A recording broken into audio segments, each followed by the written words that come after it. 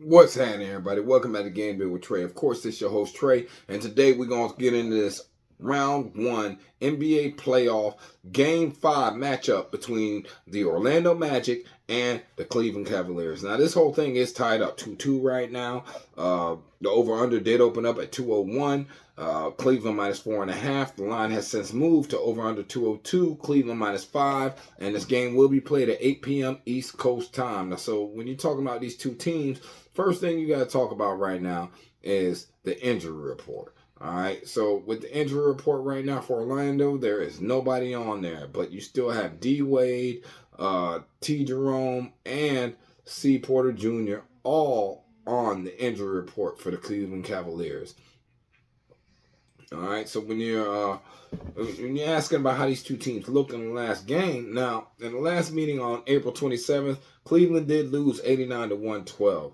The Cleveland Cavaliers recorded a pair of convincing victories at home to open the Eastern Conference first round series before the Magic held serve at Orlando and locked it down 2 games in a row. Now, the 4th-seeded Cavaliers will look to rebound Tuesday following a second half collapse in their last contest when they host the 5th seeded Orlando Magic. Now, it's a chess match, says JB Bickerstaff. They've held home court just like we did. We get an opportunity to go home and play a best of 3 series with 2 games in Cleveland. We've got to go out and do the job. We've got areas where we can make some changes and some fixes. All right, so but when you're talking about Orlando, man, Franz Wagner deserves some of the praise too. He made 13 to 17 shots for 34 points on Saturday, and he says we're not satisfied at all. Who also had 13 boards. We just got 2 wins. We need 2 more against this team, so we've got to stay locked in and try to get to the next one in Cleveland. Now, of course, Jonathan Isaac went 5 for 7 shots, including 4 for 6 from three-point range, while coming off the bench on Saturday. This man is actually one of the best defensive players in the NBA, able to lock down anybody and everybody. And Isaac wasn't alone in coming up large off the bench, man, as the Magic enjoyed a decisive 43-15 edge in points from the reserves. Marco Fultz did make 6 of 9 shot attempts, finished with 12 points. All right. But at the end of the day, man, it comes down to a lot more than what just happened in the last game. And when you look at these two teams in the last 10 times they matched up, Cleveland owns the series 6-4 straight up. They own the series 5-4-1 against the spread. And they own it, and it's set at 5-5. But they played 8 times this season. And the 8 times this season is 4-4. And yeah, it's kind of hodgepodge of who's actually going to win and cover. Whoever wins, covers. Every time. So whoever you expect to win, they most likely will cover. All right. Now, Orlando's only beaten Cleveland 1 time in Cleveland this year, and Cleveland has only beaten Orlando in Orlando 1 time this year. Okay. So that is good information for you to understand because of the fact that when it does come back around, it's going to be very, very important, you guys. Very important. All right. So when we look at these two teams matchup wise, Orlando comes in here only scoring 110 points per game. That's 25th in the NBA, whereas Cleveland scores 109.8 points per game. That's 7th in the NBA. Put it in the inverse, though. Cleveland scores 111.6 points per game. That's 23rd in the NBA. That is worse. Well, that's a little bit better than the Magic.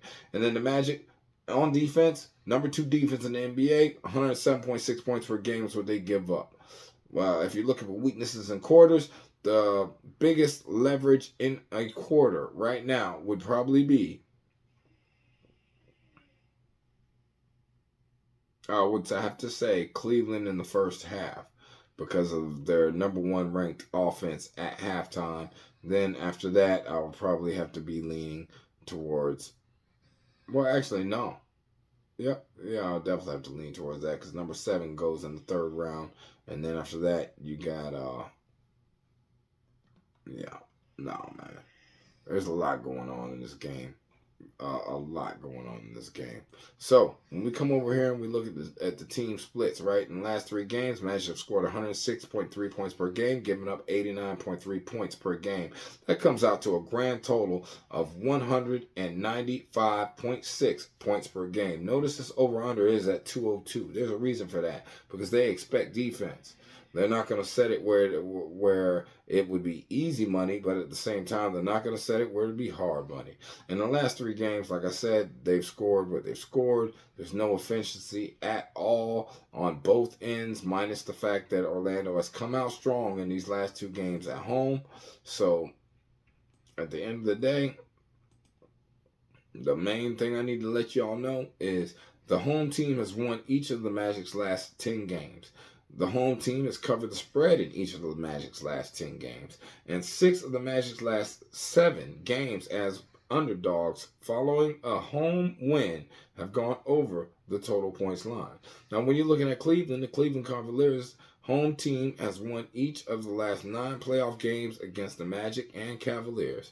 The favorites have covered the spread in each of the last 8 games between Magic and Cavaliers, and each of the Cavaliers' last 7 playoff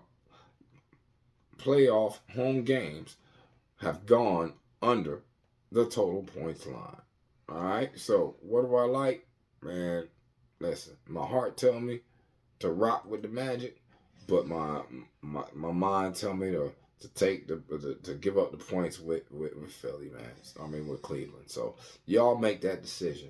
I do like the team total under, or total under, period.